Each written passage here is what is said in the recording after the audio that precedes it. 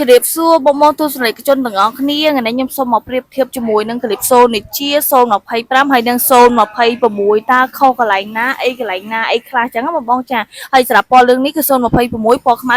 025 ដៃជើងគឺដូចគ្នាទាំងអស់ភ្លើងសញ្ញោក៏ដូចគ្នាដែរភ្លើងខាងមុខមាន2គ្រាប់ដូចគ្នាកង់តាន់ក៏កង់ដូចគ្នាដែរបងប្អូនអ្នកគ្នាដឹងខុសកន្លែងណាអត់គឺខុសពងសំម៉ាំងហើយនឹងតែម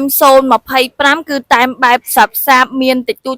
ទេបើមានមួយឆ្នោតចឹងណាចាហើយ025គឺមានគ្រប់ពណ៌នៅក្នុងស្តុបហើយ